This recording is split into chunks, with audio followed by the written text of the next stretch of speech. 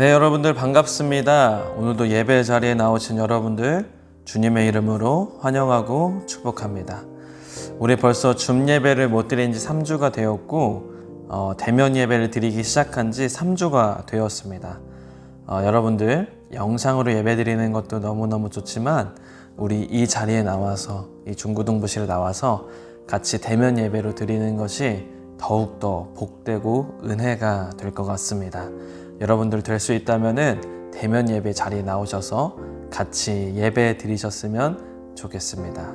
그럼 우리 오늘도 사도신경 하심으로 오늘 드려지는 예배 시작하도록 하겠습니다. 나는 전능하신 아버지 하나님 천지의 창조주를 믿습니다. 나는 그의 유일하신 아들 우리 주 예수 그리스도를 믿습니다. 그는 성령으로 잉태되어 동정녀 마리아에게서 나시고 본디오 빌라도에게 고난을 받아 십자가에 못 박혀 죽으시고 장사된 지 사흘 만에 죽은 자 가운데서 다시 살아나셨으며 하늘에 오르시어 전능하신 아버지 하나님 우편에 앉아 계시다가 거기로부터 살아있는 자와 죽은 자를 심판하러 오십니다. 나는 성령을 믿으며 거룩한 공교회와 성도의 교제와 죄를 용서받는 것과 몸의 부활과 영생을 믿습니다. 아멘. 우리 오늘 드려지는 예배를 위해서 함께 기도하도록 하겠습니다. 사랑이 많으신 하나님 아버지, 오늘도 우리가 예배를 드릴 수 있게 인도하여 주심에 참으로 감사를 드립니다.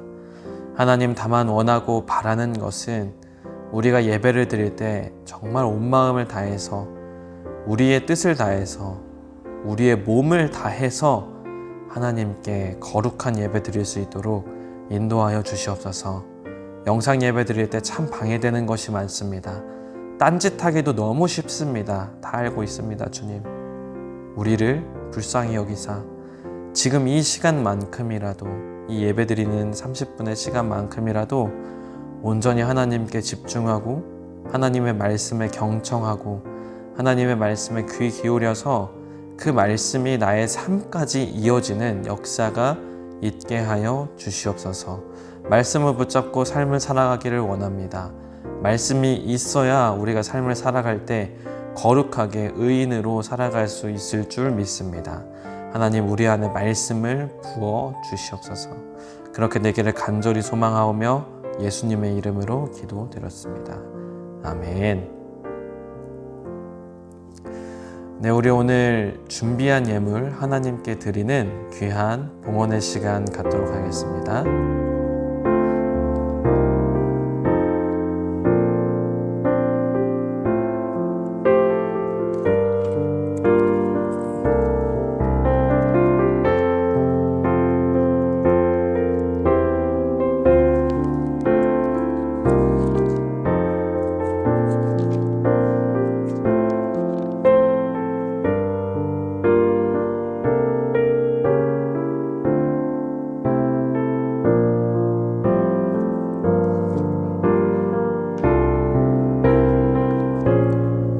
드린 예물 위해서 기도하도록 하겠습니다. 하나님 아버지, 우리가 하나님께 예물 드릴 수 있으면 참 감사합니다. 하나님, 우리 마음을 다해서 뜻을 다해서 정성을 모아서 하나님께 예물 드렸습니다. 하나님, 우리의 예물을 기쁘게 받아주시고 하나님께서 성경에 예물 드린 자에게 축복하겠다고 말씀하신 그 축복들로 오늘 예물을 드린 우리 중고등부의 모든 지체에게 반드시 그의 삶 속에, 그의 재물 속에, 그의 인생 속에 축복하여 주시옵소서. 감사합니다. 예수님 이름으로 기도드렸습니다. 아멘. 네, 우리 함께 오늘 말씀 보도록 하겠습니다. 오늘 말씀은 디모데후서 3장 12절에서부터 17절까지의 말씀입니다. 디모데후서 3장 12절에서부터 17절까지의 말씀입니다. 제가 받들어 읽도록 하겠습니다. 무릇 그리스도 예수 안에서 경건하게 살고자 하는 자는 박해를 받으리라. 악한 사람들과 속이는 자들은 더욱 악하여져서 속이기도 하고 속기도 하나니. 그러나 너는 배우고 확신한 일에 거하라. 너는 내가 누구에게서 배운 것을 알며 또 어려서부터 성경을 알았나니 성경은 능히 너로 하여금 그리스도 예수 안에 있는 믿음으로 말미암아 구원에 이르는 지혜가 있게 하느니라. 모든 성경은 하나님의 감동으로 된 것으로 교훈과 책망과 바르게 함과 의로 교육하기에 유익하니 이는 하나님의 사람으로 온전하게 하며 모든 선한 일을 행할 능력을 갖추게 하려 함이라. 아멘. 네, 여러분들 반갑습니다. 이렇게 영상으로 여러분들을 뵙게 되어서 정말 반갑습니다. 비록 제가 여러분들을 보지 못하지만 여러분들이 영상으로 예배를 드리고 있을 그 모습을 생각하면은 정말 감사하고 너무 아름답고 그렇게 기쁜 일이 아닐 수가 없습니다. 너무 기쁘고 감사합니다. 오늘은 여러분과 같이 디모데 후서의 말씀을 같이 나누길 원하는데요. 여러분, 성경은 어떤 책입니까? 성경. 제가 오늘 읽었던 이 성경, 이 성경이 있죠. 이 성경은 여러분들 어떤 책입니까? 이스라엘의 역사가 담긴 그런 책입니까? 혹은 이스라엘 사람들, 막 위인 같은 사람들이 나오니까 이스라엘의 어떤 위인전 같은 그런 책일까요? 전혀 아니죠. 사실 이스라엘 역사에서 많은 인물이 나왔지만, 그리고 성경에도 많은 인물이 배출되었지만, 이 인물들을 볼 때마다 우리는요, 이스라엘의 역사, 이스라엘 위인을 보는 것이 아니라 지금 이 시대에 살아가는 내가 어떻게 살아가면 좋을까를 이 수많은 인물들을 통해서 배우게 되는 것이죠. 자신의 가정을 자신의 손으로 파탄내었던, 그리고 형과의 원수 관계를 만들었던 그런 야곱의 이야기. 우리가 너무 공감이 될 때도 있죠. 또 가족의 핍박 속에서 가족이 다 나를 무시하는 그런 상황 속에서 믿음을 지켜냈던 다윗과 같은 그런 사람. 혹은 국가에서 하나님 믿지 말라고 법으로 제정해 놓은 그 시대 가운데서 하나님께 신실하게 예배드렸던 그런 다니엘의 상황, 베드로의 상황. 우리가 이런 것들을 보면서 내가 이 시대에 살진 않았지만 지금을 살고 있는 나에게 어떻게 살아가면 좋을까를 참 이스라엘의 많은 인물들이 우리에게 가르쳐주고 있고 지침이 되어주고 있는 것이죠. 국가적인 차원에서 보면 어떨까요? 제가 아까 전에 이 성경을 역사서로 이해하는 사람들이 있을 것 같아서 이거 역사서 아니냐 이렇게도 얘기했었는데요. 이 구약 성경을 보면 특히나 왕이 많이 나오고 역사적인 이야기가 되게 많이 나옵니다. 그런데 되게 재밌는 것은요. 우리는 어떤 역사를 기록할 때 그 왕이 몇 년을 살았고 어떤 업적을 이뤘고 어떤 땅을 개척해 나갔고 이런 것들을 이제 많이 적습니다. 그런데요, 성경은 특이하게 오래 살았고 적게 살았고 물론 중요합니다. 근데 그것보다 더 중요한 게 무엇이냐면요, 이 사람이 하나님을 경외하면서 이 말씀대로 이 백성을 하나님께 인도했느냐, 그러면 선한 왕이고, 아무리 인간적으로 많은 업적을 이루고 성전을 만들고 무슨 건물을 엄청 의리의리하게 짓고 주변에 있는 국가들을 다 정복하고 땅을 얻고 전쟁에서 이기고 아무리 이렇다 할지라도 하나님을 따르지 않는다면, 하나님을 섬기지 않는다면 그 왕은 악한 왕으로 분류가 되어 성경에 잘 기록조차도 하지 않습니다. 수많은 업적을 이뤘는데도 기록 아예 하지 않습니다. 하나님의 관점으로 쓰여진 것이 이 성경이라는 것이죠.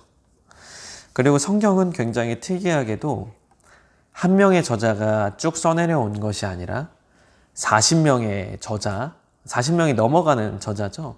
그리고 약 1600여 년에 걸쳐서 쓰여진 것이 바로 이 성경입니다. 그런데 이 1600여 년 동안 40명의 저자가 있었음에도 불구하고 주제가 크게 어긋나지 않습니다. 하나의 주제로 일관되게 쓰여져 있습니다. 그 주제는 바로 내가 너를 사랑한다 라는 주제입니다. 내가 너를 사랑하는데 얼마나 사랑하냐? 독생자를 보낼 정도로, 독생자를 십자가에 죽일 정도로 사랑한단다. 이것이 성경 전체를 관통하고 있는 하나님이 우리에게 주시는 메시지입니다. 40명의 저자를 포함해서 1600여 년의 시간이 흘렀음에도 불구하고 이 주제를 놓치지 않고 이 주제로 계속 이야기하고 있는 것이 보여집니다. 그런데 이렇게 들으면은 그게 뭐가 어려워요, 전도사님. 그렇게 쓰여질 수도 있죠 라고 생각하는데 사실은 그렇지 않습니다. 제가 최근에 식탐이라는 것에 대해서 영상을 이렇게 쭉 본 적이 있었는데요.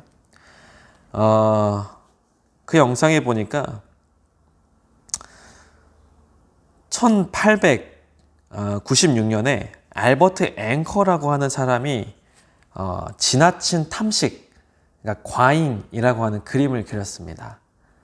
여러분 지금 이 그림을 봤을 때 이 그림이 정말 지나친 탐식처럼 보이십니까? 여러분 또 히에로니무스 보스가 그린 칠체적이라는 탐식이라는 그림이 있습니다. 여러분 이 그림은 어떻습니까? 이 그림을 봤을 때 되게 개걸스럽게 먹고 있는 것으로 보이지만 이 사람이 탐식하고 있는 것으로 보입니까? 근데 여러분 되게 재밌는 것은 이 그림들이 되게 오래 안 됐다는 거예요. 불과 100년, 300년 이 정도 전에 있었던 그림이라는 것이죠. 근데 지금 탐식이라고 하는 이 그림을 봤는데 지금 시대로 봤을 때 이게 탐식입니까?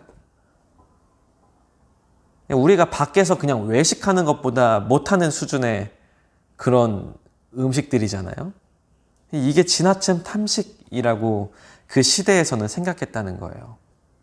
제가 뭘 얘기하고 싶냐면요. 우리는요, 각각의 시대마다 상황이 다르고 환경이 다르고 인식이 다릅니다. 그거에 대해서. 우리는 지금 이게 지나친 탐식이 아닌데 이 시대 사람들이 봤을 때 이거는 과잉적인 탐식이라는 것이죠. 성경도 마찬가지 아니겠습니까? 각각 다른 시대 속에서 1600년이면요, 여러분 말도 안 되는 시간이에요. 그 시간 동안 시대도 다르고 문화도 다르고 살아가는 방식도 다르고 인식도 다른데 근데 하나의 주제를 관통하면서 쓰여진 게 성경이라는 것입니다. 어떻게 이렇게 쓰여질 수 있을까? 오늘 본문을 같이 나누면서 여러분들하고 이 성경에 대해서 조금 더 깊게 들어가기를 원합니다. 오늘 우리가 읽은 성경은 서신입니다. 서신. 이 서신이라는 표현은 오늘 말로 바꾸면 편지죠. 편지. 사도 바울이 편지를 썼습니다. 누구한테 썼냐면은 디모데라는 자기의 사랑하는 아들한테 썼어요. 근데 실제 아들은 아닙니다. 주님 안에서 사랑하는 아들 디모데예요. 그러니까 실제 아들은 아니지만 아들과 같이 여기는 디모데에게 편지를 썼습니다. 이 편지를 어디서 썼을까요? 굉장히 평탄한 상황에서 쓰면 좋았을 텐데 사도 바울이 옥에서 갇혔을 때 쓰여진 편지입니다. 그래서 옥중서신이라고도 하고요.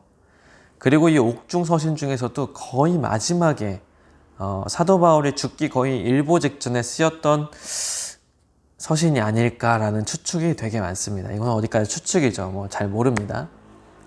그렇기 때문에 우리가 읽을 때 이것이 감옥에서 쓰여진 것이구나. 그리고 사랑하는 아들과 같은 사람에게 쓰여진 것이구나. 그리고 사도 바울이 어쩌면 마지막일지도 모른다는 생각으로 정말 유언과 같은 메시지를 남기려고 이 편지를 쓴 것이구나 라는 생각을 여러분들이 머릿속에 가지고 오늘 말씀을 같이 묵상해 봤으면 좋겠습니다. 먼저 12절부터 같이 보기를 원하는데요. 12절에 이렇게 나와 있습니다. 무릇 그리스도 예수 안에서 경건하게 살고자 하는 자는 박해를 받으리라. 사도 바울이 시작부터 되게 대놓고 얘기하죠. 그리스도 예수 안에서 살고자 하면 박해를 받을 거야. 대놓고 얘기합니다. 너 디모데야, 예수 믿으면 박해 받을 거야. 예수님 따라가면 따라갈수록 세상이 너한테 손가락질 할 거야. 너 감옥에도 갇힐 수 있고, 예수쟁이라고 놀림받을 수도 있고, 정신병자라고 이상한 사람 취급받을 수 있고, 비과학적이라고 그렇게 놀림받을 수도 있을 거야. 너 뒤떨어진 사람으로 취급받을 수도 있을 거야. 라고 지금 사도 바울은 대놓고 얘기하는 겁니다. 정상적인 사람이라면 이런 글을 봤을 때 어떻게 합니까? 예수 믿으면 그거에 경건하게 살고자 하면 박해를 받는구나. 가고 싶지 않다. 떠날까? 힘든데? 이 길 진짜 꼭 가야 될까? 이런 생각들을 하겠죠. 그런데 사도 바울은 그 다음 절에 당당하게 이렇게 얘기합니다. 너는 배우고 확신한 일에 거하라. 디모데야, 너가 배운 것이 뭐니? 너가 확실시 생각하는 것이 뭐니? 너 배웠잖아. 예수 그리스도를 믿으면 하나님의 아들이 되고 천국 간다는 사실, 구원에 이른다는 사실을 너는 배웠잖아. 그리고 너는 배운 것뿐만이 아니라 확신하잖아. 예수님을 믿어서만이 구원을 받을 수 있다는 것. 다른 이로서는 구원이 없고 오직 예수님으로만 하나님께 갈 수 있다는 그 사실을 너는 확신하잖아. 그러면 어떻게 해야 될까? 너는 거기에 거해야 돼. 떠나면 안 돼. 예수 믿는 사람은, 경건하게 살고자 하는 사람은 박해를 받아. 맞아. 그러나 너는 배웠고 확실하게 알고 있기 때문에 이 진리에서 떠나면 안 돼. 너는 이 진리 안에서 거해야 되는 사람이야. 라고 지금 사도 바울은 이 디모데에게 말씀해 주고 있는 것입니다. 여러분, 우리도 예수님 믿을 때 참 많은 박해를 받고 놀림도 받을 수 있고, 지금 또 코로나 때문에 또 많은 교회들 때문에 얼마나 교회가 세상 사람들한테 손가락질 받고 있습니까? 그런데 여러분, 거기에서 끝이냐고요. 우리가 배운 것이 무엇입니까? 우리가 확실시 여기는 것이 무엇입니까? 우리가 진리라고 여기는 것이 무엇입니까? 팩트가 여러분 무엇입니까? 손가락질 한다고 도망간다고요? 진리를 버리고? 그럴 수가 없는 것입니다. 그래서 우리는요, 아무리 어려운 일이 있고 힘든 일이 있어도 우리가 배우고 확실한 일에 거할 줄 아는 믿음이 있어야 되는 것을 사도 바울이 지금 말씀해 주고 있는 것입니다. 그리고 16절, 17절 말씀에 보면은 이제 이렇게 나오죠. 모든 성경은 하나님의 감동으로 된 것으로 교훈과 책망과 바르게 함과 의로 교육하기에 유익하니. 여러분이 이 성경이 어떻게 쓰여졌다고 지금 성경이 증언하고 있습니까? 하나님의 감동으로 쓰여졌다고 지금 증언하고 있습니다. 그래서 40명이 넘어가는 저자, 1600여 년의 시간 동안 성경이 쓰여졌음에도 불구하고 이 성경이 하나의 주제로 관통되는 것입니다. 왜? 하나님의 감동으로 쓰여졌기 때문에. 각각의 시대가 다르고 문화가 다르고 환경이 다르고 인식이 다르지만 하나님의 감동으로 쓰여졌기 때문에 이 성경이 일맥상통할 수 있는 겁니다. 어느 하나도 딴소리를 하지 않잖아요. 그래서 우리는 더욱더 이 성경을 믿고 이 성경을 배우고 이 성경에서 확신한 것을 믿으면서 나아가야 된다는 것입니다. 그리고 후반절에 뭐라고 나와 있습니까? 교훈과 책망과 바르게 함과 의로 교육하기에 유익하다고 나와 있습니까? 이 성경을 배우면 배울수록 우리가 악해지고 악랄해지고 더욱더 추잡해지고 거짓말 많이 하고 나쁜 사람이 되는 것이면은 이 성경 배울 필요 없습니다. 그런데 이 성경 배우면 어떻게 된다고요? 의로워진대요. 실제로 그렇지 않습니까? 우리가 더욱더 의롭게 살아가기 위한 지침서 같은 게 성경이에요. 헌법이나 양심이나 그 어떤 인간의 법으로 만든 것보다 훨씬 더 고차원적에 있는 의를 실천하는 것이 성경입니다. 내 이웃을 사랑하라. 이것보다 더 위대한 것이 어디 있습니까? 그것보다 더 도덕적인 것이 어디 있습니까? 그것보다 더 의로운 것이 어디에 있겠습니까? 그래서 우리는 이 성경을 더욱더 묵상하고 더욱더 배우고 이 교훈과 책망 안에서 우리가 배워야 하는 줄을 전도사님은 강력하게 믿고 여러분들에게 제시해야 합니다. 그리고 17절에 뭐라고 나와 있습니까? 하나님의 사람으로 온전하게 하며 모든 선한 일을 행할 능력을 갖추게 함이라. 하나님의 사람으로 온전하게 한대요. 여러분, 우리는요, 죄인입니다. 죄인이에요. 하나님의 사람이 될 수 있는데, 근데 우리는 죄인이에요. 우리 같은 이 죄인이 하나님의 사람이 되기 위해서, 온전해지기 위해서 정말 부단히 노력해야죠. 뭘 가지고 노력할까요? 어떤 지침서를 가지고 노력할까요? 어떤 가이드라인을 가지고 노력하면 하나님의 온전한 사람이 될 수 있을까요? 이게 바로 성경이죠, 성경. 성경을 가지고 따라가야만이 하나님의 온전한 사람으로 갈 수 있다는 것을 지금 말씀해 주고 있습니다. 그리고 선한 일을 행할 능력이 어디에 있습니까? 우리에게 있습니까? 우리가 선한 일을 하다 보면요, 지쳐요, 힘들어요, 하기 싫어요. 하고 싶은 감정이 있을 때도 있는데 하기 싫을 때가 너무나 많다고요. 그런데 그 선한 일을 행할 능력이 어디 있어요? 나한테서 있어요? 나한테 있는 게 아니죠. 하나님께 있고 성경에 있죠. 그래서 하나님으로 채워져 가지고 그 선한 능력을 발휘하다가 힘들면은 어디로 가요? 다시 하나님께 채움받으러 가는 거예요. 하나님, 제가 다시 선한 능력을 상실했습니다. 채워주십시오. 라고 하나님 앞에 꿇어 엎드리는 거예요. 그게 바로 그리스도인입니다. 이 성경을 묵상하고 이 성경을 따라가려고 하고 이 성경대로 살려고 하는 게 바로 그리스도인이라는 겁니다. 이것은요, 이스라엘의 역사서도 아니고 이스라엘의 위인전도 아니고 하나님이 여러분들에게 주신 사랑의 메시지요, 사랑의 편지입니다.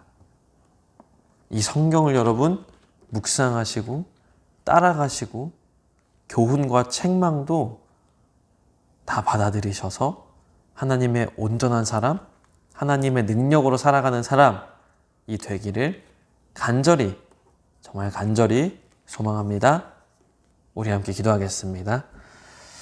하나님 아버지, 이 땅을 살아가는 동안 정말 성경을 많이 읽어야 된다는 것을 오늘 배웠습니다. 우리 앞으로 성경을 묵상하게 하시고 성경을 읽게 하셔서 하나님의 뜻을 알고 하나님의 마음을 알고 그 뜻과 마음을 가지고 살아갈 수 있는 우리 중고등부가 될 수 있도록 인도하여 주시옵소서. 성경, 하나님께서 우리에게 사랑의 메시지로 쓰셨습니다. 그리고 온전하게 하나님의 사람으로 만들기 위해서 쓰여졌습니다. 우리 이 성경을 날마다 사모할 수 있는 마음을 허락하여 주시옵소서. 그래서 성경으로 꽉 찬, 하나님 말씀으로 가득 찬 우리 중고등부가 되기를 간절히 소망합니다. 그렇게 되기를 믿사오며 예수님의 이름으로 기도드렸습니다. 아멘. 네, 우리 함께 주기도문 하심으로 오늘 드려지는 모든 예배를 마치도록 하겠습니다. 하늘에 계신 우리 아버지, 아버지의 이름을 거룩하게 하시며 아버지의 나라가 오게 하시며 아버지의 뜻이 하늘에서와 같이 땅에서도 이루어지게 하소서. 오늘 우리에게 일용할 양식을 주시고 우리가 우리에게 잘못한 사람을 용서하여 준 것 같이 우리 죄를 용서하여 주시고 우리를 시험에 빠지지 않게 하시고 악에서 구하소서. 나라와 권능과 영광이 영원히 아버지의 것입니다. 아멘. 네, 여러분들 모든 예배를 마쳤습니다. 특별한 광고는 저번 주와 마찬가지로 우리 대면 예배가 계속 진행되고 있으니까요. 여러분들 될 수 있으면 대면 예배에 나오셔서 같이 예배 드리는 것이 온전한 예배를 드릴 수 있는 방법인 것 같습니다. 여러분들 정말 집중 안 되는 것도 알고 있고 그 집중 안 됨을 그 자리에서 노력하지 마시고 이 자리에 같이 나와서 이 자리에 같이 나오면 어쨌든 간에 딴짓 하지 못하잖아요. 하나님만 더 바라볼 수 있고 하나님의 말씀을 더 받아들일 수 있으니까요. 이 자리에 나와서 같이 예배 드렸으면 좋겠습니다. 그러면 여러분들 우리 다음 주에는 꼭 정말 꼭 대면으로 같이 예배 드렸으면 좋겠습니다. 그럼 다음 주에 뵙겠습니다.